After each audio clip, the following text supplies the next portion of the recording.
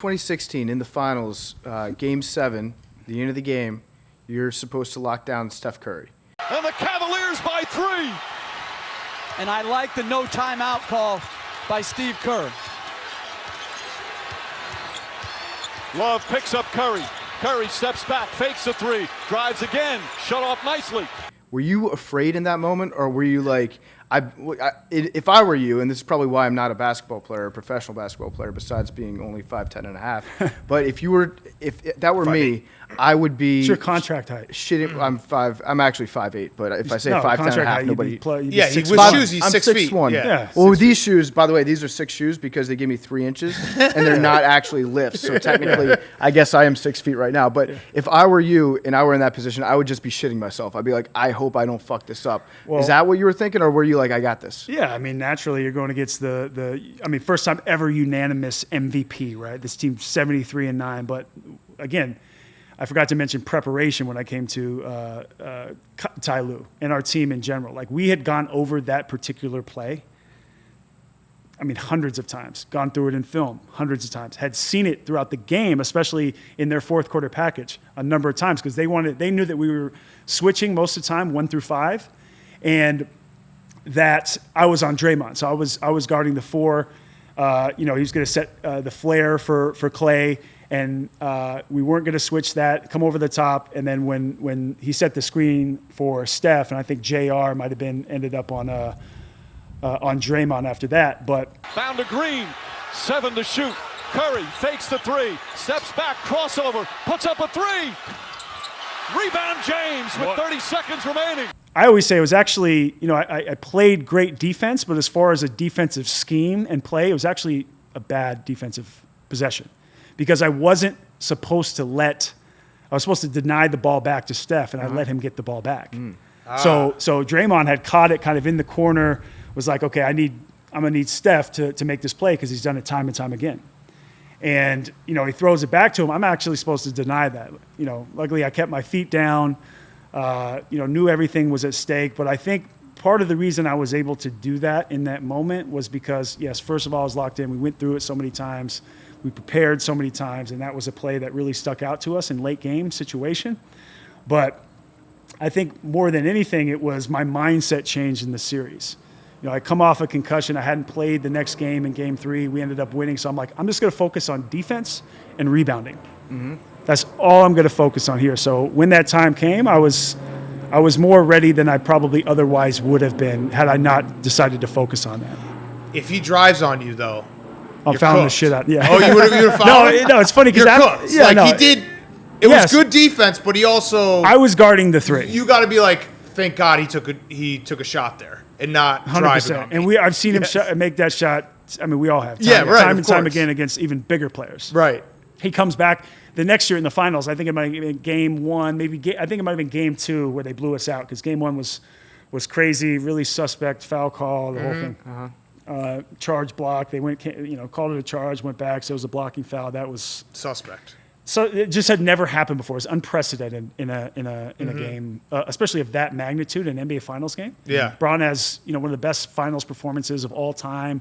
We go out there, I have a big game, guys are playing great, guys are ready for the moment, and then we lose. It's like that just took the wind out of our sails. So wait, so I'm sorry. So you're like so that play, but in general, as a bigger guy, when you get on an island with a guy with sick handles, a point guard, are you just like in the back of your head like, this fucking sucks? Oh yeah. It's tough. In today's NBA, it's tough because and there's no hand checking anymore. Right. And it's been like that for a while, but it's such a pace and space league now.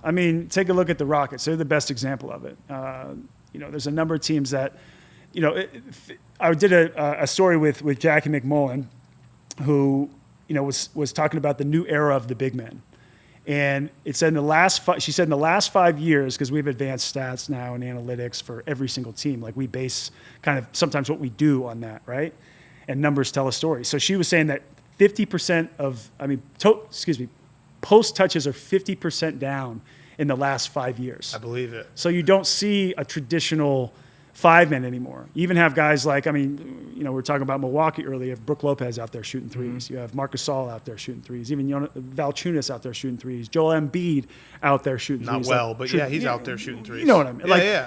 If you don't have that in your game, it's almost like, can I put him in certain situations? Because you have to guard. You have to switch. You have to guard ones and twos. You have to guard a Steph. You have to guard a Kyrie. You have to guard a Russell Westbrook, a James Harden. So switching onto them in the open floor and asking for help is already a disadvantage. Damian Lillard, same way. It's hard to do. Steven Adams can't really play in the series against the Rockets. That's kind of what it is. He's playing, but you can't play him long minutes because it doesn't really fit with what the Rockets You help are off of PJ Tucker. He's getting in the corner and he's shooting threes. Right. He shot the most, and I think at maybe even the highest percentage of anybody in the league from that corner there. And he's 6'5". Yeah. Steve Adams 7 foot.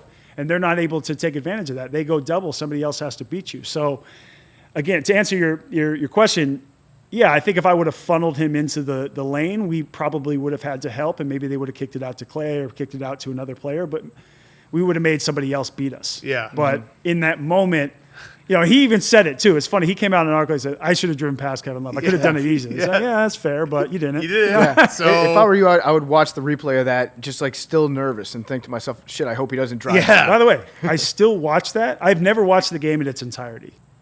I've never watched the game. By the way, the first half of the game isn't even worth watching. Yeah. Because then JR comes out, and I think they're up 8 points. He has 2 threes and scores a layup. But I don't even watch the first half. I can remember walking back to the locker room with James Jones, who now works in the front office for the Phoenix Suns, really close friend of mine. And I looked at him, I said, does this even feel like a Game 7? And, he had been a part of all the finals runs with Braun. Yeah. And he's like, no. Really? Yeah. And then at the locker room at halftime, we're like, where's the energy? Where's the, we need accountability. So we came out in the second half and we were locked in and ready to go. So the second half is amazing. Yes. It's incredible. And I remember the last 4 minutes, I'm sitting here like this at a timeout, but I remember the last 4 minutes, really nobody scored. Yeah. Yes. Kyrie hit that big shot and Braun had the block, the stop, whatever. And Braun went to the free throw line, hit the one free throw, put us up 4. But I can remember sitting down. So it always went Braun at the front, JR, myself, I was in the middle, Tristan, and then Kyrie was always at the end. So LeBron and Kyrie on opposite sides of each other. Yes. Got it. As far away from each other as possible, you would say? I think both of them wanted to feel like they could leave a huddle. No, you know it's what I mean? totally. I get you. Go ahead. So you're sitting there. Yeah, so we're sitting there. Nobody's saying a word, but I can remember looking, like everybody's going crazy. I see Phil Knight sitting right there. Lynn Merritt, who's the head of Nike Global Basketball. I see, Guy Fieri. Guy Fieri's obviously there. By the way, if you guys had Guy Fieri on the show, No, we would love to. He's on the list. There before the grace of God go on, diners, drive-ins, and drives. That's Legend. a big, man, that could be like a conversational pivot, but I'm not. But I just remember, I think everybody, like we even had our fans there, the 100 people that were up there, friends and family, and we're in this chaotic Coliseum type experience, like they just let the Lions out, right? And I just remember looking at everybody like, oh wow, we're gonna win this, we're locked in, and like I'll never, unless you're in that moment and the guys are all locked in and around, because typically guys are doing their own thing and talking, whatever. Guys are loose with the huddle most of the time. Like we excelled a lot of the time because of how much talent we had, but we were so locked in. And when Ty Lue came in and sat down, he just kind of looked at us, drew up the play, and I actually believe that might have been when Kyrie, we came down in the possession and he hit the big shot, but that type of thing you just can't draw up. But I just remember how locked in we were, and that still today like resonates with me in such a big way. In those finals, because hearing basketball players talking, Kevin Durant always talks about like how much he appreciates just like great basketball. Did you have moments when you're in any of those finals, you're like, this is just insanely good basketball, like the level that both these teams are playing at, and the margin for error is so razor thin. Like this is. Did you have a chance to like appreciate it? Yeah, actually getting back to walking into the locker room at halftime, and it's a long walk at Oracle, RIP Oracle. I mean, it's not gone, but they moved into the city. But to us, it's gone, which is too bad, because what a great arena to play. Obviously, hate the fans, but also love the fans at the same time. Loud place. But we're walking back. It's a long walk. And, I think the margin for error question is great because this is a team that we're playing against in the Warriors that if they get it to double digits, you get in your brain, you're like, oh man, like you very seldom do you come back from double digits to this team. They have so much firepower. Clay and Steph get going. Dre is doing his thing. He's in the running for Defensive Player of the Year every single year, and they just have the thing rolling. If they get Oracle going, it's so loud. It's a tough place to play. Really, really tough. Maybe the hardest at that time because they were 73-9 and so good. But we knew that if we didn't make up any of our ground from that 8-point deficit, that if it got to double digits, we could be in trouble, especially in the second half. Mm-hmm. Guys are going to get a little, assholes going to get tight. Guys are going to get a little bit more tense. Guys are going to start doing things outside of maybe even their character or their game. And, for that to happen to us would have been, pretty tough because you've seen it time and time again, even in the playoffs and finals games as well. We saw it the next year when we played them. Like, if you give them enough of, a discrepancy, they're going to take advantage. Yeah, they scored 9 points in like 30 seconds. Yeah, That's it. It's almost like you have to be up by 10 at halftime. Because in that third quarter, they can come out and they're go the on best like third quarter team in right. the league. Yep. They'll go on like a 16-0 run like that, and before and they're you know capable of that quick. Yeah, they get the crowd going, Steph's going. It's just it's a tough place to play. And being on the road like that, we had to be locked in. Yeah. So that the margin for error was incredibly, incredibly low.